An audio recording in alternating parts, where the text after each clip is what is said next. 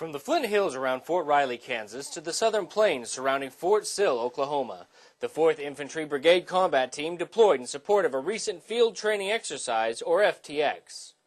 The battalions of the Dragon Brigade spent their time preparing and training for the conditions and possible situations found in a deployed environment.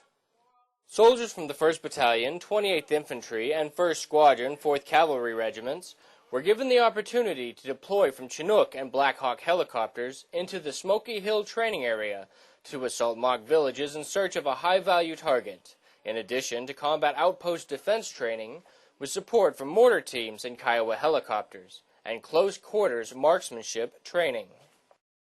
I've been feeling really good about the training I've been getting. I feel like, every time we get into contact out here, it'd be one less soldier I have to worry about when I get into contact overseas.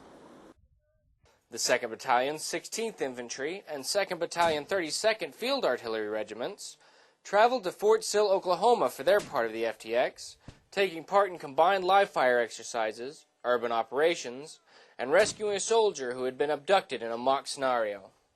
Soldiers of the 701st Brigade Support Battalion practiced their movement techniques during several combat logistics convoys to support the brigade, and ensured their medical team was ready for combat situations with a mass casualty exercise.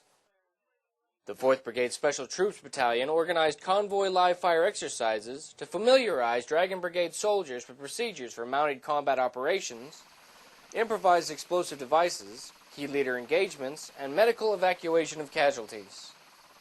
Oh, I like it. I think it's great. I mean, it's as close as you can really get to the real thing. They do mix it up out there. You never know what's going to happen, when it's going to happen.